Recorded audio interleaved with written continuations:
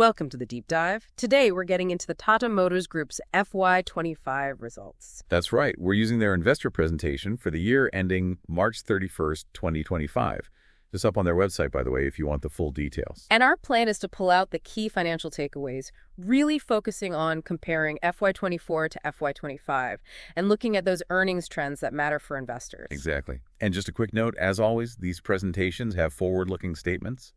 Actual results, could vary based on economic conditions, regulations, all that stuff. Got it. And the data is consolidated segment level. Yes, focused on automotive, that's Tata Passenger Vehicles, JLR, the VO financing bit post the TMFL merger, and Tata Commercial Vehicles. Okay, let's jump in. What's the big story for FY25? Well, the headline is record revenue. They hit 439.7 thousand crores. Wow, okay. How does that compare to FY24? It's up 1.3% from 434.0 thousand crores in FY24. So yeah, their highest ever full-year revenue. Highest ever revenue, that's strong. But what about profitability on those sales? Margins? Yeah, there we see a bit of a squeeze.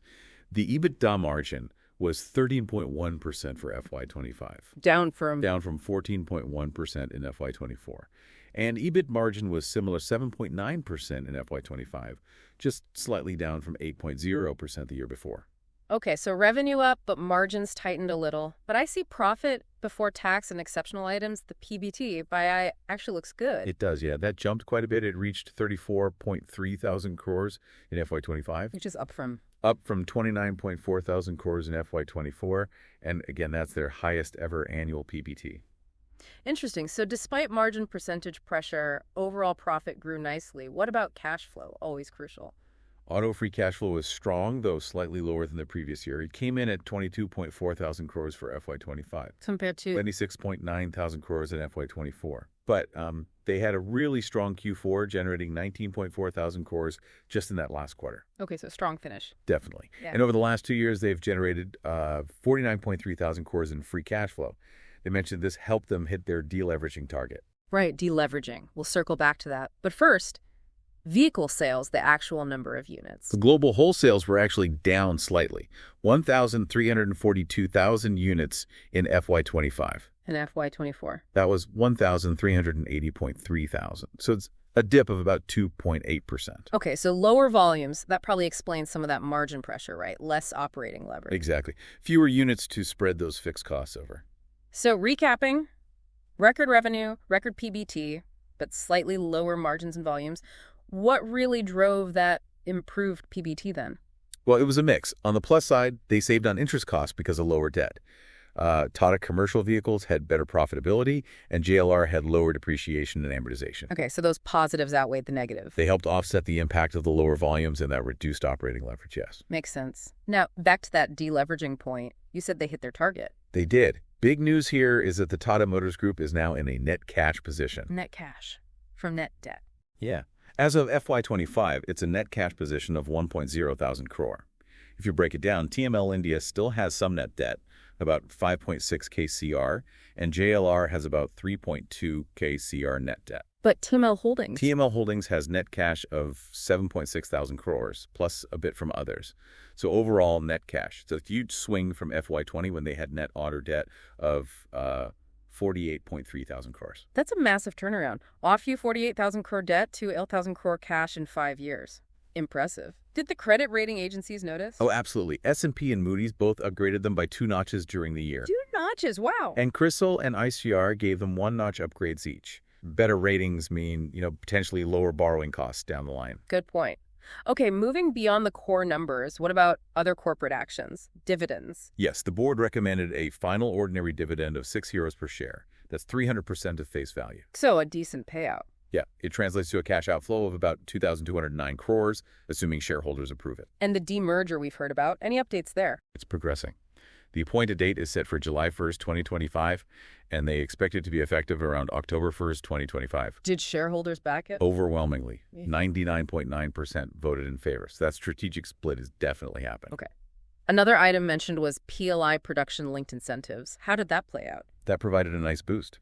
They accrued 385 crores in PLI income in FY25. How was that split? 135 crores for the commercial vehicle side and 250 crores for passenger vehicles. And the impact on margins?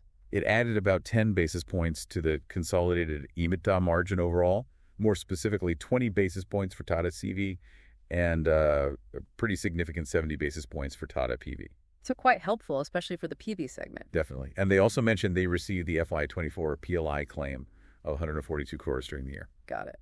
One last structural thing, the Tata Motors Finance merger, how's that handled in the numbers? Right, so TMFL merged with Tata Capital effective April 1st, 2024. Because of that, they've restated the prior year's financials, FY24, to exclude TMFL. Ah, so the comparisons we discussed earlier are apples to apples for the ongoing auto business. Exactly. They provided revised FY24 figures for revenue, EBIT percent, PBT pay, and key balance sheet items like receivables and borrowings, all excluding TMFL. It's important for understanding the core auto performance trends. Okay, good clarification. Let's quickly touch on the individual business segments. How did JLR perform?